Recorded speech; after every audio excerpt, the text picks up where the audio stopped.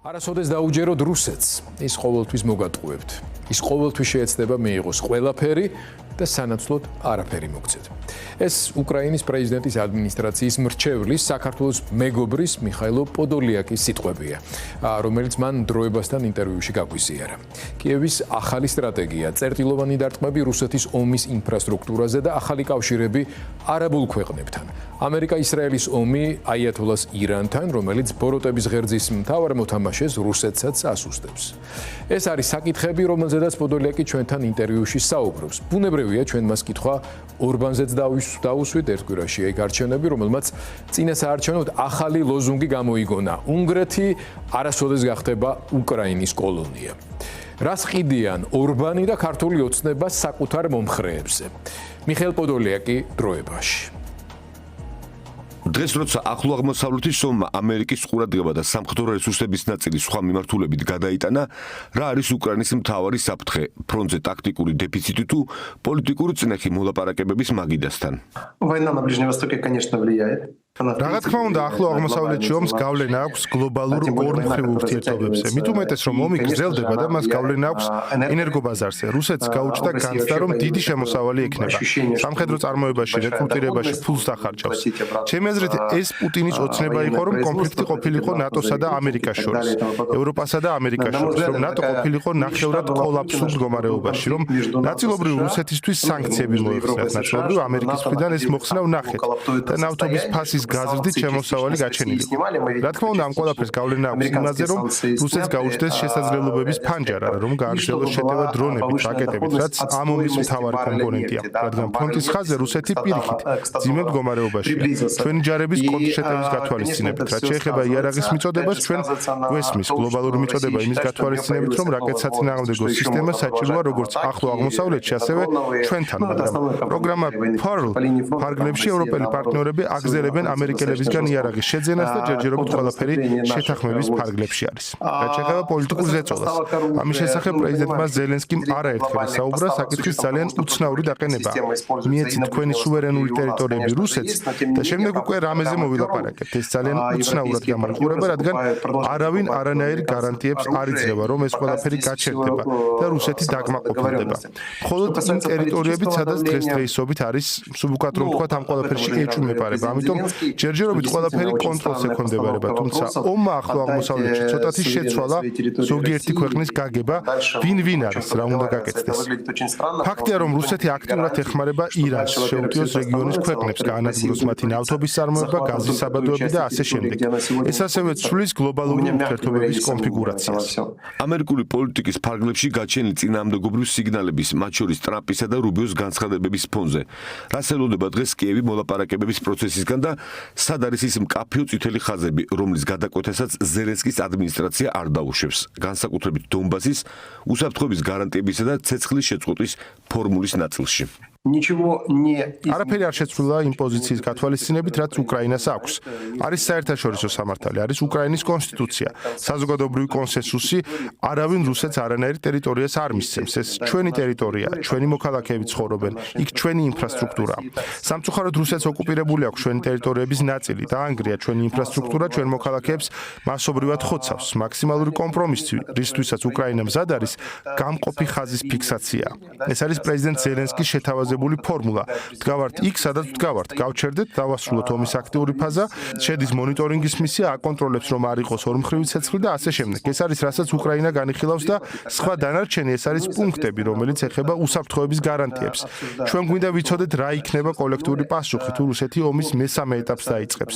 ჩვენ ასევე გვინდა ვიცოდეთ, რა რესურსებით, რა წყაროებიდან დაფინანსდება ჩვენი ეკონომიკის აღდგენა. ვფიქრობ, რომ ამ წყაროებს კავშირი უნდა ჰქონდეთ რუსეთთან, ესენი განიხილება მოლაპარაკებების მაგიდასთან. რუსეთის სახელმწიფოს დღეს არსებობა შეუძლია მხოლოდ ომის მდგომარეობაში. ომის ნებისმიერი ფორმით გაჩერება შიდა არსებული პრობლემების გათვალისწინებით რუსეთისთვის საბედისწერო იქნება. ჩამოიშლება სახელმწიფო, რომელიც პუტინმა ააშენა. ზელენსკის ვიზიტები საუდის არაბეთსა და გაერთიანებულ ემირატებში მხოლოდ ახალი ფინანსური პოლიტიკური მხარდაჭერის ძიებაა თუ უკრაინა უკვე საკუთარი სამხედრო გამოცდილების, განსაკუთრებით დრონებისა და საჰაერო თავდაცვის სისტემების როგორც სტრატეგიული პროდუქტის ექსპორტირებას ეწევა. Это параллельные процессы. ეს პარალელური პროცესია, როდესაც უკრაინა მიდის ახლო აღმოსავლეთის ქვეყნებში. ეს გასაგებია, რადგან ომი, რომელსაც ირანი მათ წინააღმდეგ აწარმოებს, ბოლომდე გავს იმას, რასაც რუსეთი აკეთებს უკრაინის წინააღმდეგ. ეს დრონების და რაკეტების ზუსტად ისეთი გამოყენება. რაკეტსაწინააღმდეგო თავდაცვის სისტემა, რომელიც ახლო აღმოსავლეთშია, გათვლილი იყო იმ რაკეტების განადგურებაზე, რომლებიც წერტილოვნად იქნებოდა დამიზნებული ამა თუ იმ ობიექტზე. ხაზს უსვამ, წერტილოვნად დამიზნებული. რეალურად ომის ეს ტიპი, რომელსაც ირანი აწარმოებს, ზუსტად ისეთია, რომელსაც რუსეთი აწარმოებს უკრაინაში. ანუ ეს არ არის სელექციური, მასირებული დარტყმები, ტალღისებური დარტყმები, იაფი დრონების და რაკეტების დიდი რაოდენობა, რომელსაც სხვადასხვა სამიზნეებს ურტყამენ. სამიზნეები აქ სხვადასხვაა და შესაბამისად თავდაცვა მხოლოდ რაკეტსაწინააღმდეგო სისტემებით შეუძლებელია. როდესაც ყველა აქეთ-იქით იყურება, ვინ უფრო კარგად უმკლავდება ასეთ შეტევებს, მხოლოდ უკრაინას ხედავენ. ზელენსკის ვიზიტის პარალელურად უკრაინას თავაზობს კონსულტანტებს და ინსტრუქტორებს, რომ შეისწავლონ ანტიდრონული ტექნოლოგიები. უკრაინა ასწავლის ფიზიკურად, როგორ დაიცვან ობიექტები და რა შეიძლება იყოს ირანის პრიორიტეტული სამიზნეები. უკრაინას შეუძლია ასწავლოს, როგორ გამოიყენონ ეფექტურად რადიოლოკაციები, რომ შევაჯამოთ გამოდის თავდაცვის ერთგვარი ჯაჭვი დრონების და რაკეტების წინააღმდეგ. მზა გადაწყვეტილებებია, მზა რეცეპტებია. რისი მიღება უნდა უკრაინას ახლო აღმოსავლეთის ქვეყნებისგან? ჩვენ გვესმის, რომ პატრიოტების ბაზარი მწირია და გასაგებია, რომ ეს გვაინტერესებს. უკრაინას უნდა მიიღოს ინვესტიციები და ახლო აღმოსავლეთის ქვეყნები ამაში დაინტერესებულები არიან და რა თქმა უნდა საუბარია ანტიდრონულ პროგრამებზე. უხეშად რომ თქვა, ჩვენ გვაქვს წარმოება, შემოდის დამატებითი ინვესტიცია და ეს წარმოება ფართოვდება. ეს კარგად ესმით ახლო აღმოსავლეთში წარმოების გაზრდა მალევეა შესაძლებელი. ეს პროცესები მიდის პარალელურად, მივდივართ მზა გადაწყვეტილებებით, რაშიც ჩვენი პარტნიორები დამატებით ფულს დებენ. საბოლოო ჯამში ყველა იღებს დიდი რაოდენობით ინსტრუმენტს, რომელიც საშუალებას გვაძლევს ვიმუშაოთ შაჰედების წინააღმდეგ, რომელშიც ბევრი რუსული კომპონენტია. ნუ დაგვავიწყდება, რომ რუსეთი ამარაგებს ირანს, ასევე აწვდის სადაზვერო ინფორმაციას სამიზნეების დასაზუსტებლად, სად რა იყოს განადგურებული. ეს ეხება ამერიკის ბაზებს და ეს ყველა დაზვერვის მიერ არის დადასტურებული. ირანის როგორც რევიზიონისტული ღერძის ერთ-ერთი მნიშვნელოვანი ელემენტის დასუსტება, რამდენად ცვლის სტრატეგიულ სურათს, რამდენად ასუსტებს ეს პუტინის მდგრადობას უკრაინასთან და დასავლეთთან დაპირისპირებაში. На самом деле система на сегодняшний день очень простая. დღესდღეობით სისტემა ძალიან მარტივია, არის საბაზისო მოდერატორი, რომელიც დაინტერესებულია გლობალური ურთიერთობების დესტაბილიზაციით. ეს არის რუსეთი. ის ყველგან მუშაობს პროვოკაციულად. ის არის ბევრი პროცესის მოდერატორი. თქვენთანაც არის ასეთი პროცესები. მისთვის მნიშვნელოვანია, რომ რეგიონებში იყოს დესტაბილიზაცია, რომ მუდმივად იყოს შიდა დაპირისპირებები. შესაბამისად, ირანი რა თქმა უნდა რუსეთის სტრატეგიული პარტნიორია. ირანი აფინანსებდა გლობალური ტერორისტული ქსელის შექმნას. არა მხოლოდ ჰამასსა და ჰეზბოლას შექმნილი იყოს სხვადასხვა ქვეყნებში გიგანტური რაოდენობის დაჯგუფებები. ირანისთვისაც ომი მნიშვნელოვანია, როგორც რუსეთისთვის. მათ ყავდათ პარტნიორები, იგივე ვენესუელა, ეს ნავთობის ნაკადების რაღაც რაოდენობის კონტროლის საშუალებას იძლეოდა. მართავდა რაღაც პროცესებს ლათინურ ამერიკაში, იქნებოდა ეს კუბის დაფინანსება თუ რაღაც მოძრაობები ნიკარაგუაში და ასე შემდეგ. შესაბამისად, ამ რგოლებიდან რომელიმეს დასუსტება რა თქმა უნდა ძალიან მნიშვნელოვანია, რომ ჩვენ მივიდეთ ახალ გლობალურ წესებამდე. მაგალითად, როგორც კი დაეცემა ირანის რეჟიმი, სამწუხაროდ ფიქრობდი, რომ უფრო ნაკლებ დროს წაიღებდა ეს პროცესი. ფიქრობდი, რომ უფრო გათვლილი ოპერაცია იყო, რაც არ უნდა იყოს ირანი დიდი და მილიტარიზებული ქვეყანა, ბევრი სამხედრო დაჯგუფებით, თუმცა მიუხედავად ამისა, თუ ამ ომმა უკვე მიგვიყვანა აიათოლას და ისლამური რევოლუციის მცველთა კორპუსის წელში ბოლომდე გადადეხვასთან, რა თქმა უნდა რეგიონში ეს მნიშვნელოვნად შეამცირებს დაძაბულობას. როგორც ახლო აღმოსავლეთში, ასევე ჩრდილო აფრიკაში და ზუსტად ასე მიგვიყვანს რუსეთის შესუსტებასთან და მიგვიყვანს ენერგობაზარზე არსებული დაძაბულობის შესუსტებამდე. რუსეთის სიღრმეში გახშირებული დარტყმების ფონზე რამდენად იცვლება ომის ლოგიკა. შეიძლება ითქვას, რომ უკრაინა უკვე სისტემურად ცდილობს არა მხოლოდ ფრონტის შეკავებას, არამედ რუსეთის სამხედრო-ეკონომიკური საყრდენების დაშლას. რამდენად შედეგიანია ეს ტაქტიკა? Я воспользуюсь терминологией господина Трампа и скажу. ვისარგებლე ბატონი ტრამპის ტერმინოლოგიით და ვიტყვი, რომ ჩვენ გაგვიჩნდა კარჩი დამატებითი კოზირი სათამაშო მაგიდასთან. მესმის, რომ ეს მძიმე შედარება, ეს ომია. აი რა გამოჩნდა. ფრონტის ხაზზე დრონების ეფექტურმა გამოყენებამ საშუალება მოგცა კონტრშეტევა განგვეხორციელებინა რიგ მიმართულებებზე. მოგცა ფრონტის ხაზის დასტაბილურების საშუალება. იქ მძიმე ბრძოლებია, მაგრამ მიუხედავად ამისა არის ზოგიერთ მიმართულებაზე ჩვენი ინიციატივა. რუსეთის შეტევითი ოპერაციები გაჩერებულია. ეფექტურად არის შეკავებული. თვეში 35-დან 40,000-მდე რუსეთის ცოცხალი ძალა ნადგურდება. 40,000-მდე რუსის სიცოცხლეს იხდის პუტინი იმაში, რომ ფრონტის ხაზზე არსად არ წაიწიოს წინ. ეს ერთი, მეორე მნიშვნელოვნად და სისტემატიზებულად გავზარდეთ რუსეთის სიღრმეში შეტევები. ვანადგურებთ რა სანავთობო ობიექტებს. პირველ რიგში ლოჯისტიკას, სამხედრო მრეწველობის ქარხნებს, ეს რუსეთის ნავთობის ექსპორტის შემცირება. რუსეთი თვლიდა, რომ ნავთობზე ფასის გაზრდით მეტ შემოსავალს მიიღებდა. თვეში 4-6 მილიარდი დოლარი ექნებოდა დამატებით, რითაც ომს დააფინანსებდა. შესაბამისად, სანავთობო ობიექტებზე და ლოჯისტიკაზე ფარგლებზე დარტყმის შედეგად ამდენი მოცულობის გადაზიდვა მათ აღარ შეუძლიათ. ამას გავლენა აქვს შეამციროს ომის დაფინანსების ის სიმძლავრე, რაზეც პუტინს გათვლა ჰქონდა. ყავდათ მათ ასეთი სუბიექტი შოიგუ, თავდაცვის მინისტრი, რომელიც ახლა უშიშროების საბჭოს ხელმძღვანელია. ცოტა ხნის წინ განაცხადა, რომ რუსეთში არ არის რეგიონი, რომელსაც ვერ მიწვდება შორი მანძილის უკრაინული ინსტრუმენტი, დრონი და რაკეტი. ჩემი აზრით, რაც უფრო სისტემატიზებულად და მასიურ შეტევას განვახორციელებთ, მით უფრო მალე მივალთ ომის ფინალამდე. შემოსავლიანი ინფრასტრუქტურის განადგურება ეს არის ნავთობი და გაზი და სამხედრო სტრუქტურის განადგურება. ეს ის არის, რაც პრინციპში დღეს საშუალებას იძლევა ნულამდე შეამციროს ომის გაგრძელების შესაძლებლობა. ორბანზე მინდა გკითხოთ, თუ ის არჩევნებში დამარცხდა ან მოიგო, რა იცვლება, როგორ ვითარდება მოვლენები, როგორც ვიცით, პრეზიდენტი ზელენსკი არჩევნებში ბანერის სახით მონაწილეობს. იქაც თამაშდება ეგრეთ წოდებული ომის პარტია. ორბანმა ისიც კი განაცხადა, რომ უგრეთი არასოდეს გახდება უკრაინის კოლონია. არ მაქვს სრული დეტალური კომენტარი გავაკეთო უნგრეთის არჩევნებზე. რეალურად არანაირი უკრაინის კოლონია არ არსებობს. ჩვენ ყოველთვის კეთილმეზობლურ ურთიერთობებში ვართ დაინტერესებული. ათწლეულობა ურთიერთვაჭრობა ყოველთვის სასარგებლოა, მაგრამ სამწუხაროდ 16 წლიანი მმართველობისას ორბანმა აშენა სისტემა, რომელსაც შეუძლია მხოლოდ შიში გაყიდოს. ანუ მას ყოველთვის სჭირდება მტერი, რომლითაც მან უნდა შეაშინოს. ახლა არის ორი მტერი. ვითომ მტერი და ხას უსვამ ჩვენ დაინტერესებული ვართ ეფექტურ ორმხრივ ურთიერთობაში. ნებისმიერ ევროპულ ქვეყანასთან, მათ შორის უნგრეთთან. არის ორი მტერი, რომელსაც სამომრჩეველზე ყიდის. ერთი არის ბრუსელი, ანუ ევროპა და ეს არის ძალიან პარადოქსული, რადგან უნგრეთი ევროპის საბაზისო ბენეფიციარია. უხეშად რომ ვთქვათ, ევროკავშირი ბოლომდე ინახავს უნგრეთს და მეორე მტერი უკრაინა. ანეკდოტურია, რომ ის ზელენსკის ეჯიბრება. ჩვენ არანაირი ფორმით არ ვერევით უნგრეთის საარჩევნო კამპანიაში. მას არ შეუძლია გაყიდოს გაკეთებული საქმე. მას არ შეუძლია თქვას, რომ უნგრეთი პოზიტიურად გამოიყურება და რამე პერსპექტივა აქვს. ორბანმა ამ დროის მანძილზე ვერ ააშენა ეფექტური სისტემა, ამიტომ ვიმეორებ, ის ყიდის შიშს. ფიქრობ, რთული საარჩევნო კამპანია იქ მონაწილეობენ რუსები. რუსები ყოველთვის არიან წარმოდგენილები, რადგან მათ უნდათ აღმოსავლეთ ევროპის რიგი ქვეყნების კონტროლი, რადგან ფიქრობენ, რომ ამით ევროპაზე ზეწოლის საშუალება იქნება.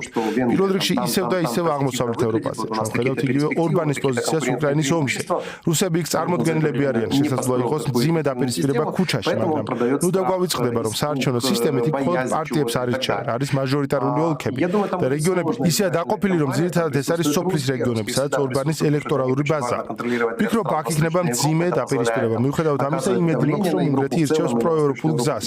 ისევ და ისევ ჩვენ არ ვერევით საარჩევნო კამპანიაში, კონკრეტულად არ ვამბობთ, ვინ არის იქ პროევროპელი და არაევროპელი. პრობლემა ხომ მხოლოდ ორბანში არ არის, პრობლემა ევროკავშირში მიღებული მართვის სისტემაა. თუმცა მინდა ვთქვა, რომ ევროკავშირის მოსაფიქრებელი აქვს, როგორ არ იქნას გამოყენებული ვოროდათ ვეტოს უფლება.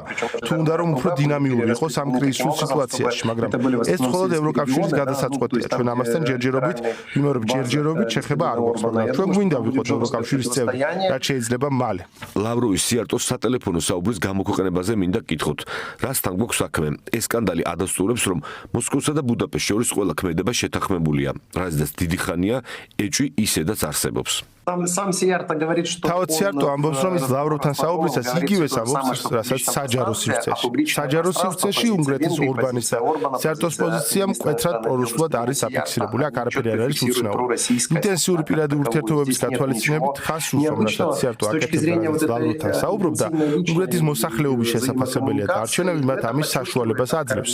მათი შესაძლებელია რამდენად არის ეს უნგრეთის ინტერესებში. ფიდესის და ორბანის პოზიცია კაფიოდ არის აფიქსირებული როგორც პრორუსული. მე ყოველთვის ყოფ ხალხს როგორც უნგრელებს, ასევე ქართველებს და იმ ხელისუფლებას, რომელიც სიტუაციურად მართავს. ეს სხვადასხვა რამეა. ხალხს შეუძლია უფრო აქტიური ან პასიური იყოს. ადრე თუ გვიან თუ ის პასიური იყო, აქტიური ხდება და იმედი მაქვს, რომ რუსეთში ასე იქნება. ოღონდ იქ იქნება ბუნტი. თუ თქვენთან რევოლუცია, იდეის და ფასეულობების რევოლუცია იყო, ჩვენთანაც იგივე. ამდენჯერმე გავიარეთ რევოლუცია, სახელმწიფო ერევდა იქ, სადაც არ უნდა ჩარეულიყო და თავისი არსით ავტორიტარული ხდებოდა და არ ეცმოდა საზოგადოების რევოლუცია. ხალხს საშუალებას აძლევს თქვას, რომ სახელმწიფო ჩვენ ვართ. რუსეთში უბრალოდ ბუნტი იქნება, არა ფასეულობების, არა კეთილდღეობის და შემოსავლების გადანაწილებისთვის. რუსული კლასიკა. თქვენ ბრძანებთ, რომ ორბანი ახლა შიშყიდის, როცა ყველა თითქოს მის წინააღმდეგ არის. იგივე განცხადებები ისის მოსკოვიდან, რომ ყველა მათი მტერია.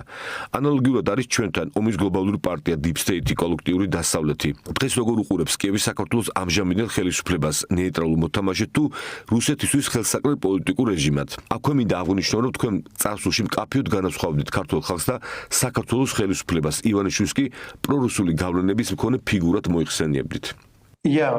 вообще всегда разделяю. რაც შეეხება ივანიშვილის ხელისუფლებას და საშინაო თუ საგარეო მტრების ძიებას. ყოველთვის, როდესაც ეფექტური არ ხარ და არ გაქვს უნარი საკუთარი ქმედებები ახსნა, როდესაც მიდრეკილება გაქვს ადამიანებს შეუმცირო შენთან კამათის საშუალება, ყოველთვის ამ გზით მიდიხარ.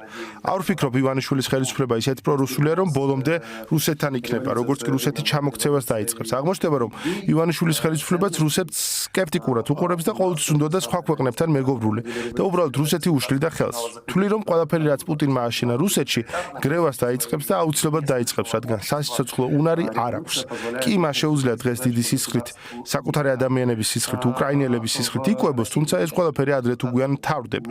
ის ქვეყნები, რომელიც რაღაცა ფორმით დამოკიდებულები იყვნენ რუსეთზე, აღმოჩნდება, რომ ვერ იტანენ რუსეთს. ჩემი აზრით, ივანიშვილი პუტინიზმის ერთ-ერთი მკაფიო კრიტიკოსი იქნება. იტყვის, რომ ის უბრალოდ იძულებული იყო იმისთვის, რომ საქართველოს რისკები არ ქონოდა, ეძებნა რუსეთთან კომპრომისი.